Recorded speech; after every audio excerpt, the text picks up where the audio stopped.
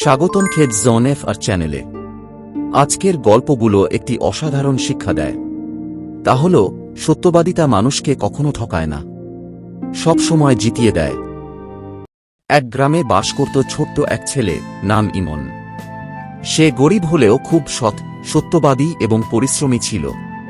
তার বাবা ছিলেন একজন মাটির প্রদীপ তৈরির কারিগর। প্রতিদিন সকালে বাবা মা মিলে ছোট্ট দোকানে প্রদীপ বানাতেন আর বিক্রি করতেন। ইমন স্কুলে যেত, তারপর স্কুল থেকে ফিরে বাবা মার কাজে সাহায্য করত। একদিন রাজা ঘোষণা দিলেন, আমার উত্তরাধিকারী হিসেবে আমি এমন একজন শিশুকে খুঁজছি যে হবে সবচেয়ে সৎ ও সাহসী। যিনি নির্বাচিত হবেন তিনি হবেন ভবিষ্যতের রাজা। সবাই অবাক। রাজা একজন সাধারণ শিশুকে কি সত্যিই রাজা বানাবেন? কিন্তু হ্যাঁ, রাজা এক অভিনব পদ্ধতিতে পরীক্ষা নিলেন। তিনি গ্রামের প্রতিটি শিশুকে একটি করে বিশেষ ফুলের বীজ দিলেন আর বললেন, এই বীজ পুঁতবে, যত্ন নেবে। ৩০ দিন পর যার গাছে সবচেয়ে সুন্দর ফুল ফুটবে সেই হবে রাজা হওয়ার যোগ্য। সব শিশুদের চোখে তখন রাজা হওয়ার স্বপ্ন। তারা মাটির টব কিনল, পানি দিল, সার দিল, যত্ন করল। ইমনও তার বীজ পুঁতল, রোজ পানি দিল, রোদে রাখল। কিন্তু ৭ দিন, ১৫ দিন, ২৫ দিন, কোনো চারা উঠল না। তবুও ইমন হার মানল না। ৩০ দিন পর সে খালি মাটি ভর্তি টব নিয়ে রাজার কাছে গেল। সব বাচ্চার টবে বাহারি ফুল, শুধু ইমনের টব খালি। রাজা সবার দিকে তাকিয়ে ধীরে ধীরে হাঁটলেন। তারপর থেমে দাঁড়ালেন ইমনের সামনে। তিনি বললেন, এই ছেলেটিই সত্যিকারের সাহসী। কারণ আমি যে বীজ দিয়েছিলাম তা আগে থেকেই সিদ্ধ করে নষ্ট করে দিয়েছিলাম, সেগুলো থেকে কোনো ফুলই ফোটার কথা নয়। তবুও ইমন সত্য বলেছে। সে মিথ্যা ফুল এনে আমাকে খুশি করতে চায়নি। এই শিশুই আমার উত্তরাধিকারী। ইমন রাজা না হয়েও আগে থেকেই একজন সত্যিকারের রাজা ছিল, তার সততায়, সাহসে আর সত্যবাদিতায়। অনেক বছর আগের কথা। এক রাজ্যে বাস করতেন এক সৎ ও দয়ালু রাজা।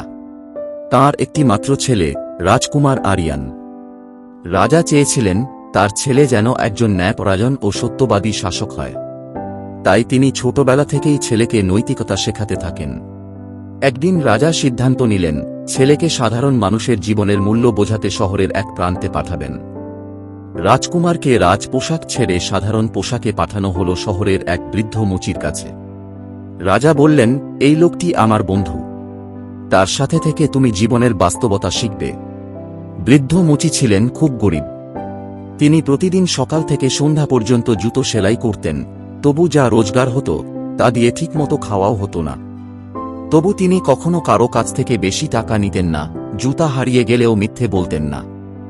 রাজকুমার তার সঙ্গে ৩০ দিন কাটাল। সে দেখল লোকটা গরিব, কিন্তু তার আত্মসম্মান অনেক বড়। মিথ্যে না বলার কারণে সে অনেকবার ক্ষতিগ্রস্ত হয়, কিন্তু তার মন শান্ত থাকে।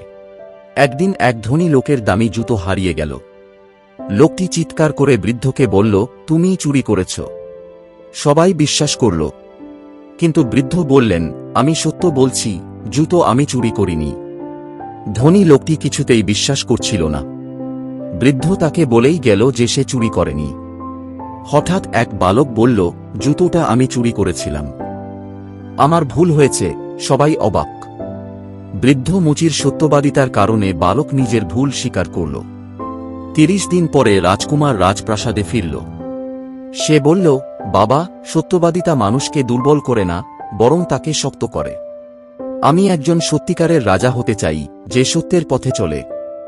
এই গল্প থেকে শিক্ষা পেলাম, আমরা হয়তো রাজকুমার নই, কিন্তু আমরা সবাই নিজেদের জীবনের রাজা হতে পারি, যদি সত্য বলি, অন্যায় না করি। ভিডিওটি ভালো লাগলে লাইক, শেয়ার এবং সাবস্ক্রাইব করতে ভুলবেন না।